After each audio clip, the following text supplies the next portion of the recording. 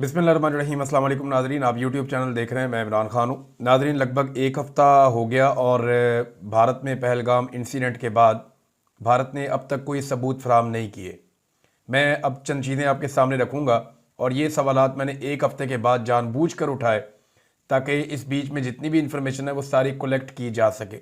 यहाँ वो तमाम सवालात हैं जो अब तक भारत से पूछे गए हैं और भारत के पास उनका जवाब नहीं है।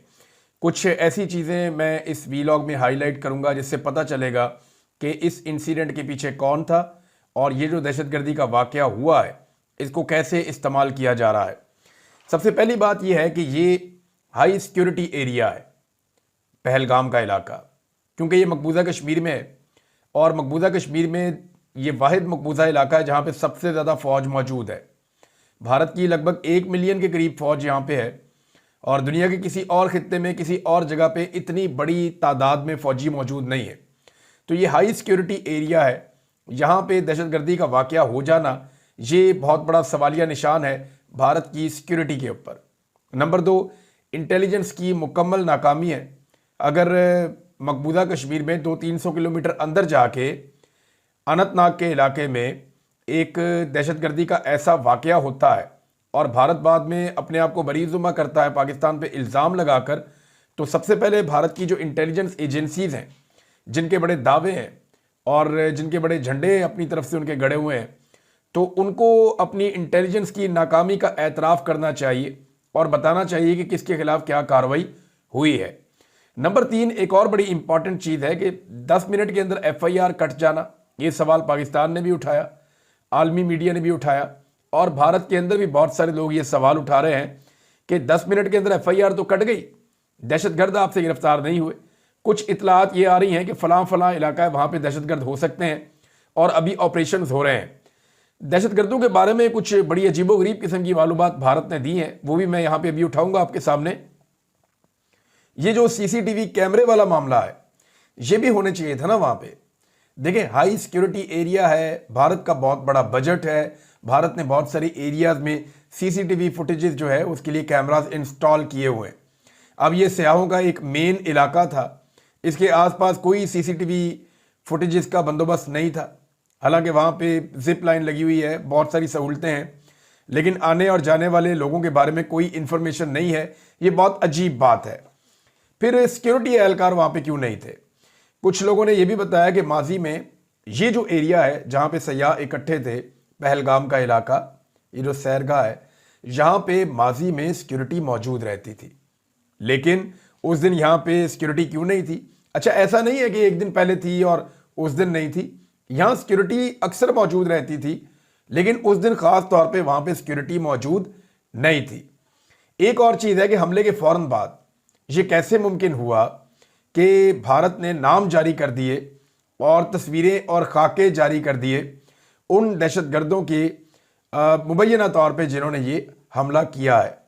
यानी इसमें मैं आपको भी नाम बता देता हूँ।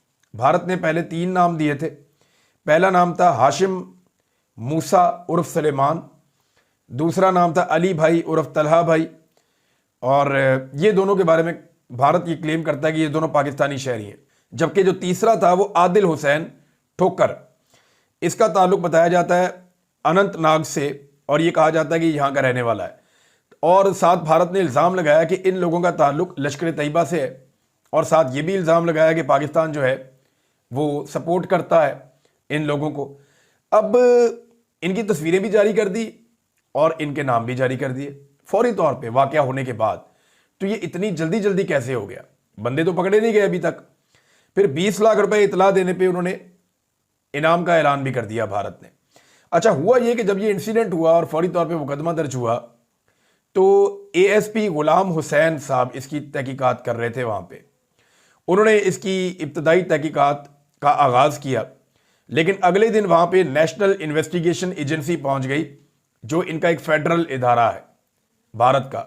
ये नेशनल इन्वेस्टिगेशन एजेंसी के हुकाम वहाँ पे पहुँचे और अपने साथ फॉरेंसिक के कुछ माहिरीन भी लेकर आए। अब 22 को इंसिडेंट होता है और 24 तारीख को जो तहकीकात हैं वो नेशनल इन्वेस्टिगेशन एजेंसी के पास चली गई। यानी एक दिन के बाद जब वो पहुंचे तो तहकीकात ही उनके पास चली गई जो मकामी तफ्तीशी था उससे तहकीकात वापस ले ली गई, एएसपी गुलाम हुसैन, और अब वो तहकीकात नहीं करेगा। अच्छा, जब फर्दर तहकीकात का इन्होंने दायरा बढ़ाया तो इन्होंने एक बंदे का नाम मजीद शामिल किया, और ये जो चौथा नाम इन्होंने शामिल किया इसके बारे में कहते हैं फारूक अहमद उर्फ फारूक टेड़वा।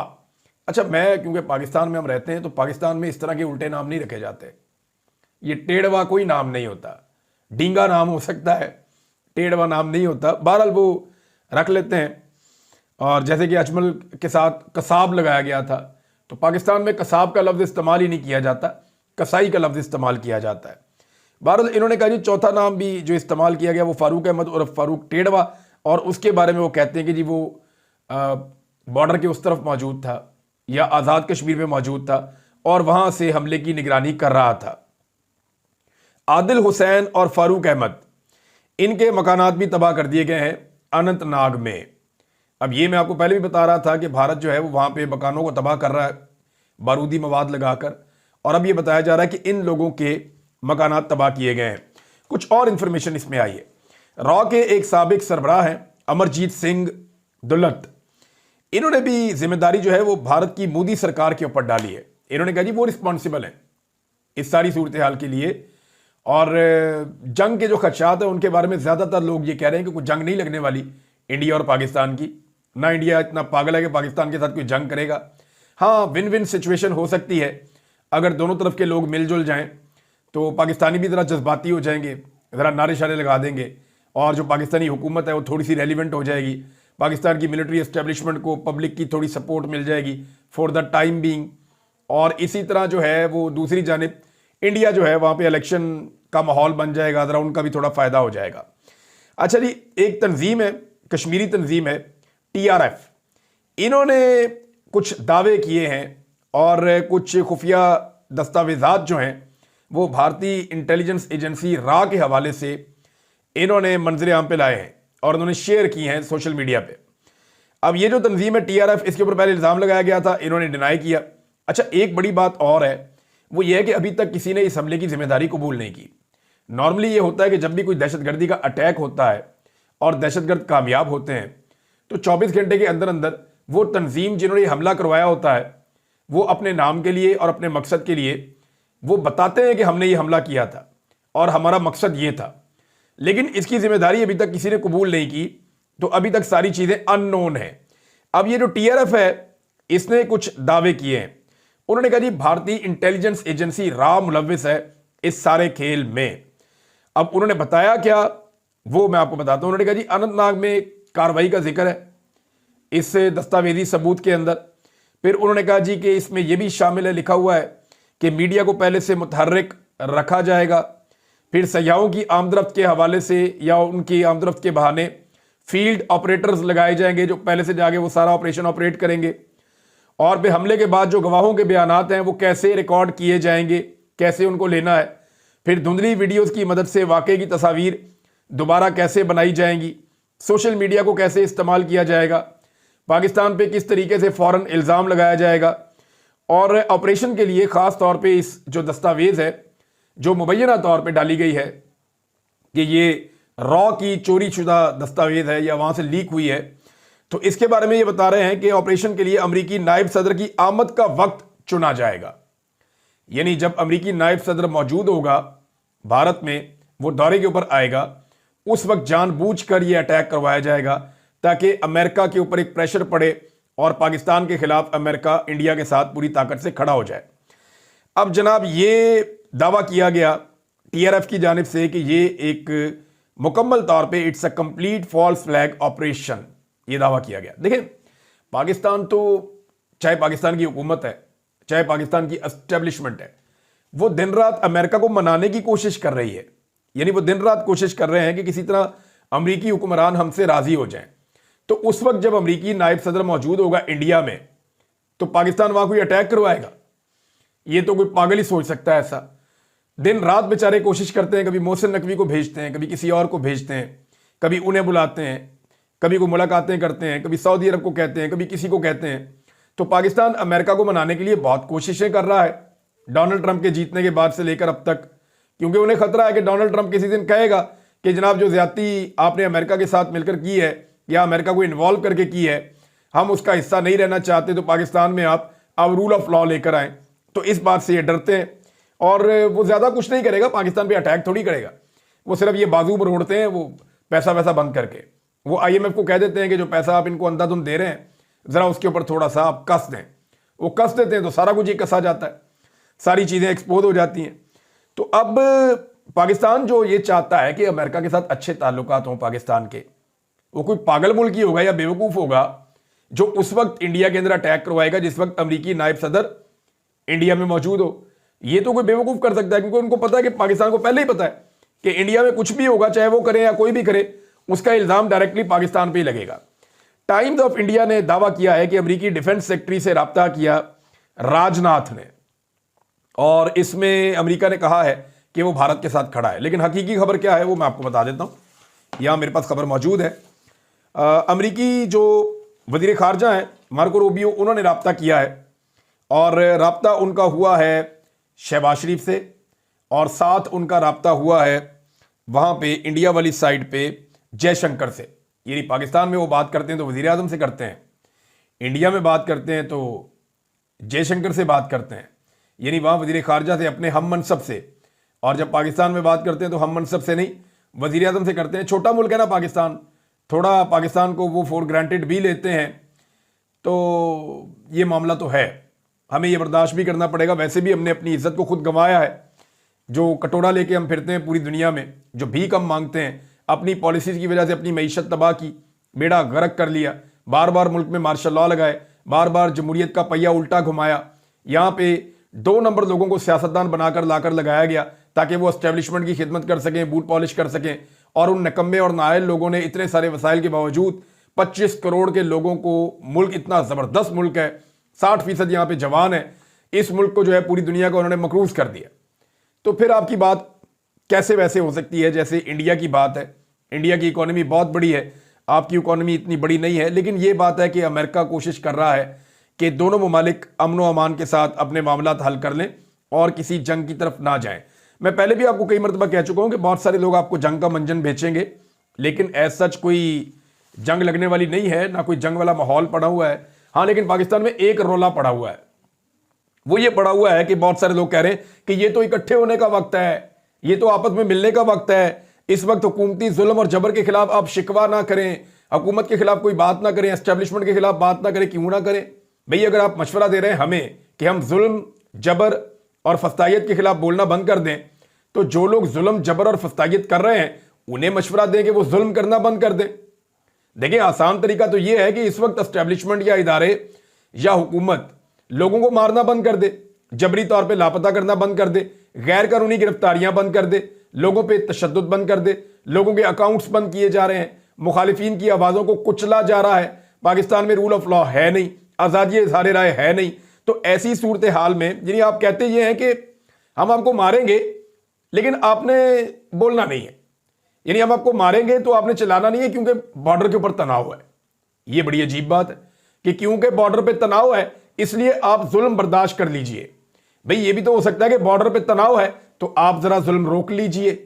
और इसके ऊपर फतवे लगाए जाते हैं गद्दारियों के, फतवे लगाए जाते हैं बगावतों के, तो गद्दारियों और बगावतों के तो मुकदमे अदालतों में बहुत भुगते हैं हमने जनाब, इतने मुकदमे भुगते हैं और सारों के सारे में बाइज्जत बरी हुए हैं अल्लाह रब्बुल इज्जत के फजलो करम से।